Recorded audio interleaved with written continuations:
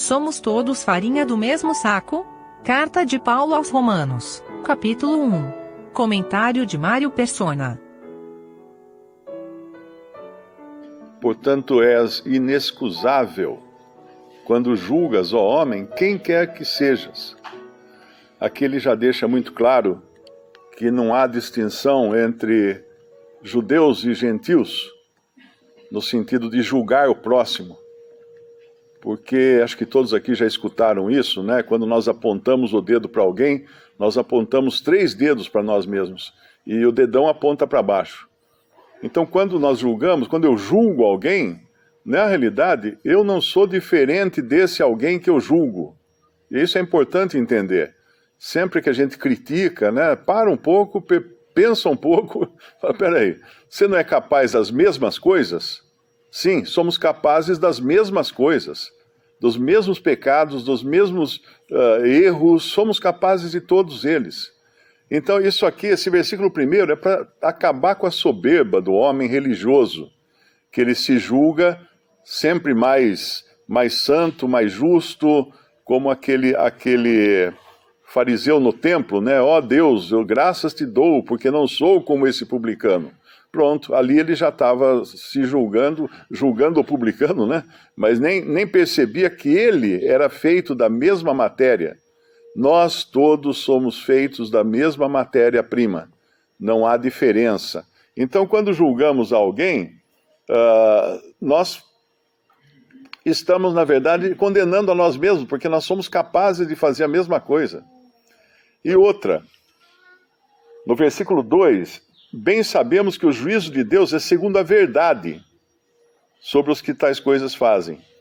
O juízo de Deus não é relativo, como hoje se costuma fazer. Não, isso é pecado, mas pode não ser, depende das circunstâncias e tal. O juízo de Deus não é relativo, o juízo de Deus é segundo a verdade. O referencial de Deus, o fiel da balança, é a verdade. É a palavra de Deus e o Filho de Deus, o único homem perfeito que já pisou nesse mundo.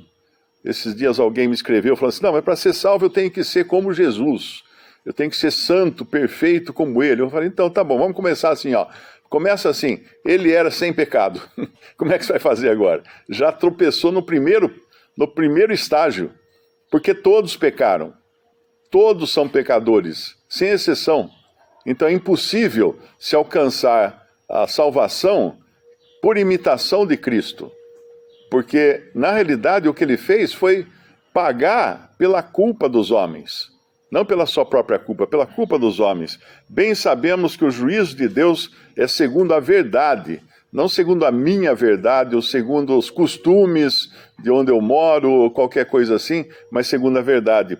E tu, ó homem, que julgas os que fazem tais coisas, cuidas que fazendo-as tu, escaparás do juízo de Deus? Não também. Porque a menos que a pessoa tenha sido perdoada, justificada pela fé e salva por Cristo, ela não escapará do juízo de Deus. Essa semana eu estava meditando num versículo em Gálatas capítulo 3. Eu nunca tinha reparado para esse ponto aqui, para esse versículo no capítulo 3 de Gálatas, que diz assim, ó insensatos Gálatas. Os Gálatas estavam querendo ser justificados pelas obras da lei, porque eles estavam sendo influenciados por judaizantes, por judeus convertidos ou não, ou que apenas tinham abraçado a fé cristã intelectualmente. Então, Paulo precisa escrever uma carta muito dura aos cristãos da Galácia, uma região maior do que uma cidade, né? Insensatos Gálatas, quem vos fascinou para não obedecerdes à verdade, a vós perante os olhos de quem Jesus Cristo foi evidenciado crucificado entre vós? Era a verdade que eles tinham que obedecer. Não era a lei, embora a lei fosse verdadeira nas circunstâncias em que ela foi promulgada, mas era a verdade. E a verdade completa inclui Cristo crucificado para a nossa justificação, para levar sobre si os nossos pecados. E essa palavra aqui que chamou a atenção, porque no inglês ela é diferente. Quem vos fascinou? Quem vos fascinou?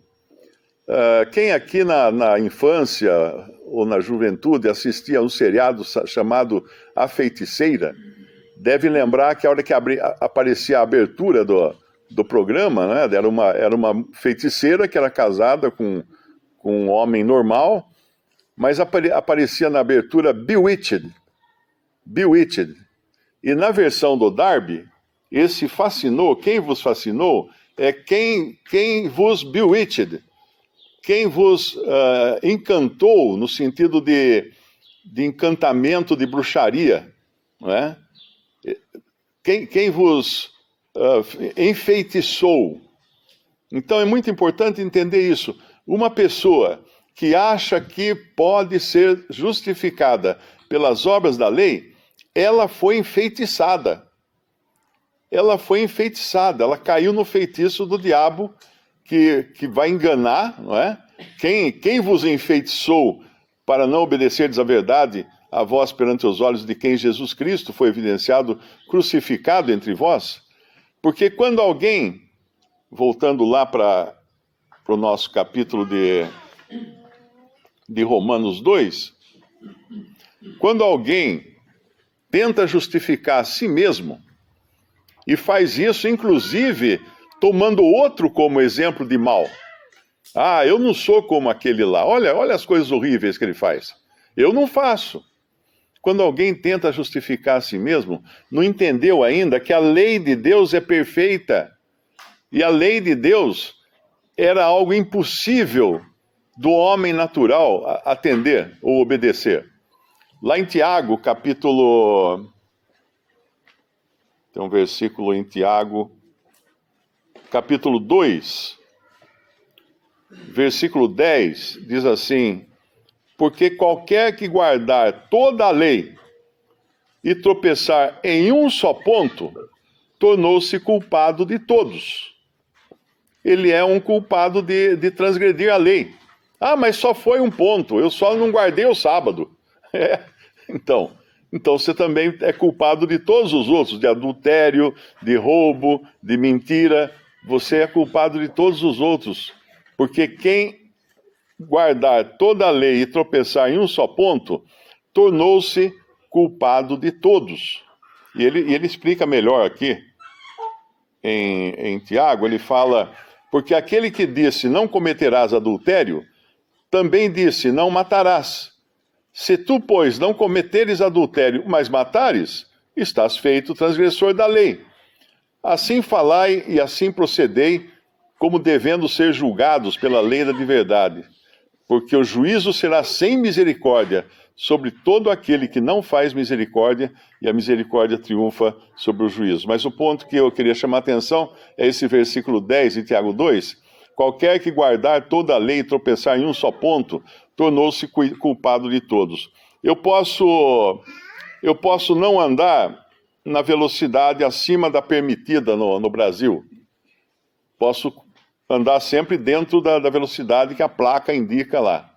Mas se eu estacionar numa vaga proibida, uma vaga para deficiente, por exemplo, eu paro na vaga deficiente porque só vou até ali na banca pegar um jornal, eu estou culpado de toda a lei de trânsito. Ainda que a multa possa ser diferente para um caso e para o outro, mas eu sou um transgressor da lei de trânsito. A mesma coisa com a lei de Deus. Não há um que escape. Até mesmo aqueles que ensinam, né, algumas religiões, que você deve guardar o sábado para ser salvo, essas mesmas religiões não percebem que o mandamento do sábado é um pouquinho maior do que só guardar o sábado. Porque lá diz, 6 dias trabalharás. Então quem guarda o sábado hoje no Ocidente, ele só guarda o sábado, mas ele não trabalha 6 dias, ele trabalha 5. Porque o domingo ele folga também, não é? Então a tentativa do homem burlar a lei de Deus para apaziguar sua consciência, acaba colocando ele também na condição de réu. E é bom sabermos que o juízo de Deus é segundo a verdade sobre os que tais coisas fazem.